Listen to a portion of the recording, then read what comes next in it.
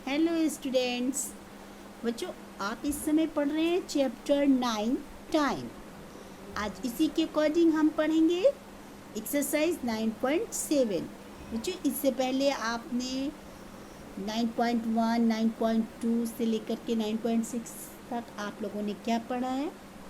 आज उसी के अकॉर्डिंग इसमें कुछ क्वेश्चंस होंगे। यदि आपने उन चैप्टर्स को, उन एक्सरसाइज को ध्यान से किया है तो इनके आंसर आप आसानी से दे सकते हैं, क्योंकि इसमें भी आपको क्या करना है, जैसे आपने AM एंड PM का यूज़ कहाँ पर या किस टाइम किया जाता है पढ़ा है ना। और minute, hours, 1 hours is equal to how many minutes, या 1 minute is equal to how many second, है ना। ये यूजिंग टू एंड पास्ट सब आप पढ़ चुके हैं। Addition and subtraction, hours and minute. इसी प्रकार से आपने डेज भी लर्न किए हैं कि 30, जैसे आपने जनवरी मंथ्स नेम लर्न किए। अब मंथ्स नेम में भी आपने लर्न किए हैं कि जनवरी में कितने डेज़ होते हैं, फरवरी में कितने डेज़ होते हैं, इसी प्रकार से 1 वीक में कितने डेज़ होते हैं। तो बस बच्चों, इसी के अकॉर्डिंग आज आपको जो हम एक्सरसाइज पढ़ा रहे हैं, तो इसमें आपको सिर्फ क्वेश्चन देखना है और उसका जो राइट आंसर है वो लिखना है। अब आप लोग तैयार हैं? ओके। सबसे पहले, if today is Tuesday, what day it will be the day after tomorrow. बच्चों, आज ट्यूसडे है तो कल के बाद कौन सा दिन होगा बच्चों? आज ट्यूसडे है, कल कौन सा दिन होगा? वेडनेसडे। एंड वेडनेसडे के बाद क्या होगा? थर्सडे। ओके, क्योंकि what day it will be the day after tomorrow, कल के बाद कौन सा दिन होगा, वो कौन सा दिन होगा बच्चों? थर्सडे। इसी प्रकार से इफ़ यस्टरडे वॉज संडे, कल कौन सा दिन था? संडे था। तो आज कौन सा दिन होगा? मंडे होगा ना। तो आज मंडे है। What day will be 2 days after today, आज से 2 दिन बाद कौन सा दिन होगा? तो आज कौन सा दिन है बच्चों? आज कौन सा दिन है? मंडे। तो मंडे के 2 दिन बाद कौन सा दिन होगा? अब आप लोग लिखिए। अच्छा, इसी प्रकार से if 3rd March is a Monday, 3rd मार्च को मंडे है, ठीक। तो what will be the 17th March of the same year. आपको बताना है कि 17 मार्च को कौन सा दिन होगा। वेरी सिंपल बच्चों, जैसे 3rd मार्च है तो 3rd मार्च से आप प्लस कीजिए 7, तो 3 में 7 प्लस कीजिए, कितना हो गया? 10। यानी 10 मार्च को, जब 3 मार्च को मंडे है तो 10 मार्च को भी क्या हो गया? मंडे।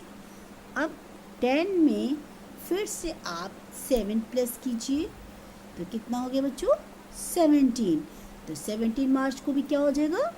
मंडे। ओके, तो अब आप क्या लिख देंगे? Monday. If the first Saturday of the month fall on 7th, ठीक है। जब फर्स्ट सैटरडे किस दिन होता है? 7th को, ठीक है। यानी किसी भी महीने की, इन्होंने कोई भी महीना दिया है, उसमें जो 7 तारीख है वो क्या, कौन सा दिन पड़ता है? सैटरडे, ठीक है, फर्स्ट सैटरडे। तो आपको बताना है what will the date on the 2nd Saturday the same month.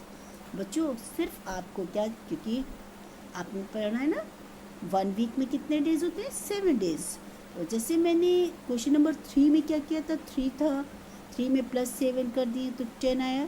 तो जब 3 को मंडे था तो 10 को भी मंडे, फिर 10 में आप प्लस 7 कीजिए तो क्या हो जाता है? 17। यानी उसमें अब जैसे संडे है ना, संडे आपने देखा 1 फरवरी मान लीजिए या जनवरी, तो 1 है, 1 को सपोज देन 1 मार्च को, है ना, 1 मार्च को संडे है। तो अब नेक्स्ट संडे कब पड़ेगा बच्चों? वेरी सिंपल, 1 में प्लस 7 कीजिए, क्या हो गया? 8। यानी 8 मार्च को नेक्स्ट संडे। फिर अब उसके बाद कब संडे पढ़ना है, तो फिर आपको 8 में फिर +7 कीजिए, तो कितने हो जाएंगे, 8 + 7 यानी 15। तो नेक्स्ट संडे कब पड़ेगा, 15 को। इसी प्रकार से बच्चों जैसे यहाँ पर फर्स्ट सैटरडे इन्होंने दे दिया कि 7th को है, तो सेकेंड सैटरडे कब पड़ेगा, 7 + 7 यानी 14। क्या हो जाएगा, 14th को। ओके, अच्छा इसी प्रकार से if 26 April is a Friday, बच्चों 26 अप्रैल को कौन सा दिन है, फ्राइडे। तो what will be the day on 3rd May in the same year. अब आपको बताना है कि 3rd May को कौन सा दिन होगा। तो आप क्या करेंगे, 26 अप्रैल को फ्राइडे है, तो 26 में आप 7 प्लस कर दीजिए। तो 26 में जब आप 7 प्लस करेंगे तो आप कहेंगे कि उसमें 7 प्लस करने पे कितने हो जाएंगे, 33। तो आपको पता है ना अप्रैल कितने का होता है, 30 का होता है। अप्रैल कितने का होता है बच्चों, 30 का होता है, ठीक है। यानी यहाँ पर 30, उसके बाद 3 डेज और बचते हैं, तो यानी इसमें भी आपको कौन सा दिन आ जाएगा, फ्राइडे आ जाएगा, क्योंकि 4 डेज तो इधर निकल गए और 3 डेज वो हो गए। 7 डेज आपने प्लेस कर दीजिए, ठीक है। तो इसमें आ गया 33। 33 में आप 30 डेज तो दे दीजिए अप्रैल को और 3 डेज मई को, यानी 3 में मिल गई आपको। यस, तो यहाँ पर कितने, कौन सा दिन आ जाएगा आपको, यस फ्राइडे। तो देखिए हमने क्वेश्चन नंबर 3, 4 एंड 5 बिल्कुल एक ही जैसे क्वेश्चन थे, सब में हमने क्या किया, +7 किए। ओके, अब Rohan exam begin on the 7th of the 3rd month of the year. तो बच्चों 3rd month of the year यानी 3rd month कौन सा होता है, मार्च, ठीक है। तो कब उनके स्टार्ट हुए थे, शुरू कब हुए थे उनके एग्ज़ाम्स रोहन के, 7th मार्च को। इफ़ टुडे इज़ 28 फरवरी, यदि आज 28 फरवरी है, ठीक है, और क्या है ये 2010, how many days are left for his exams to begin. तो अब आपको ये बताने हैं कि कितने दिन बाद जो है उनके एग्ज़ाम्स होंगे, ठीक है, यानी अब कितने दिन बचे उनके एग्ज़ाम होने में। 7 मार्च को उनके एग्ज़ाम्स हैं रोहन के, ओके। तो और आज कितनी डेट है, 28 फरवरी, तो कितने दिन बाकी हैं, सिंपल सी बात है 7 डेज, है ना, क्योंकि फरवरी तो 28 डेज की होती है, यानी आज से तो फरवरी समाप्त होता है और कौन सा दिन शुरू हो जाएगा नेक्स्ट डे से, मार्च।